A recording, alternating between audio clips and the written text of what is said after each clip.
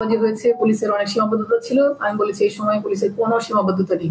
প্রত্যেক রাজনৈতিক দল, প্রত্যেক ছাত্র সংগঠন তারা আমাদের কাছে বলেছে যে তারা অপরাধীকে দেখতে চায় না। এর চেয়ে বড় শক্তি পুলিশের আর কি হতে পারে? এর চেয়ে বড় শক্তি পুলিশের কিছু নেই। আমরা অবশ্যই তাদেরকে ধরবো।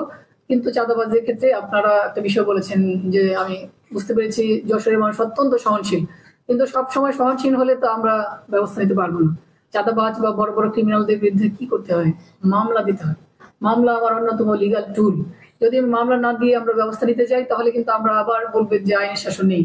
আমরা কোনো না কোনো পক্ষ তো বলবে যে আমরা কেন তাকে আটক করেছি।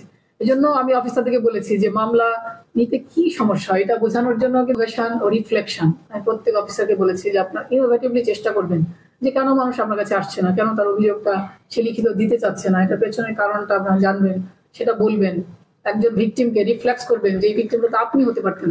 পুলিশ একটা অত্যন্ত প্রাচীন প্রতিষ্ঠান, কিন্তু সেই প্রতিষ্ঠান এত বড় একটা প্রশ্নের সম্মুখীন কিন্তু আগে কখনো হয়নি যে জনগণ তাকে বন্ধু মনে করুক বা না করুক, তাকে আমরা বন্ধু হিসেবে জেনেছি, কিন্তু তাদের প্রতি সেই বিরূপতা এখান থেকে আমরা অবশ্যই বেরিয়ে আসতে চাই।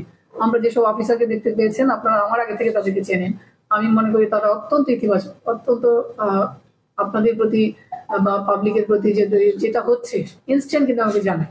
আমি বলেছি যে আমি যত ব্যস্তই থাকি, আমি যত রাতেই হোক, আমি ইনস্ট্যান্ট জানতে চাই এই শহরে কি হচ্ছে। আমার জন্য যেন এক সেকেন্ডেও সেটা সিদ্ধান্ত নিতে দেরি না হয়। আমি এনি টাইম মোবাইল রিসিভ করতে রাজি আছি। আমি কিন্তু আমার কমান্ডারকে সেটাই বলেছি, এবং প্রত্যেক কমান্ডারকে আমি পুলিশ ভিজিবিলিটি, আপনারা যেটা বারবার বলছেন, ভিজিবিলিটির অনেক সমস্যা, কারণ পুলিশের সংখ্যা কম। যশোর অনেক বড় একটা জেলা, সেই জেলায় পুলিশের একটা ভিজিবিলিটি, একটা প্রুফ করা, যেমন যে গভীর রাতে যিনি দেখতে পান তাকেই ধরে নিতে হবে যে আমরা আছি, সে এভাবে ধরতে হবে। তারপরেও আজকে যেটা বলেছেন আমরা সর্বোচ্চ চেষ্টা করবো। আমি বলেছি কোন পুলিশ বসে থাকবে না, আমি পুলিশকে বসে থাকে আমিও পছন্দ করি না, কোন পুলিশ বসে থাকেও না। আমরা যখন অ্যানালাইসিস করি আমাকে তো আমার অফিসারদের প্রত্যেকটা অফিসার কোথায় আছে এটার প্রমাণ তাকে আমাকে দিতে হয়।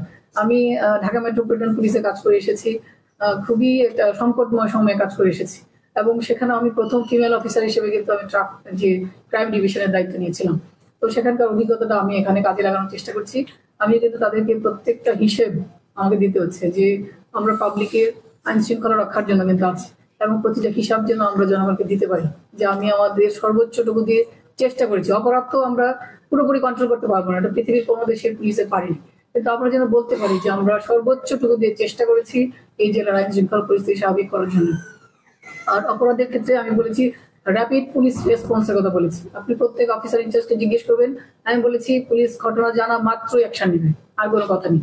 হতে পারে যে সেটা মিথ্যা, মিথ্যা হলেও আমাদের জন্য ব্যবস্থা আছে। একজন সাংবাদিক ইতিমধ্যে বলেছেন, তাই না, যে মিথ্যাও যদি হয় আমরা রেকর্ড না করে আমরা ফিল্ডে গিয়ে সেটা সত্যতা যাচাই করতে পারি। আমরা বলেছি যে আমাদের ক্রেডিবল ইনফরমেশন সোর্স তো থাকে, তাই না, যেমন আপনারাই আছেন, আপনাদেরকেও তো আমরা জিজ্ঞেস করতে পারি। আমি বলেছি যে প্রত্যেক ওসি তার যে এলাকা, ওসি বলতে আমি ফাঁড়ির ইনচার্জ, আমার ক্যাম্পের ইনচার্জ, প্রত্যেককে বলেছি যে আপনি এখানে আছেন সেটা আমাকে প্রমাণ করতে হবে। এই কথা বলে আমি যদি একটা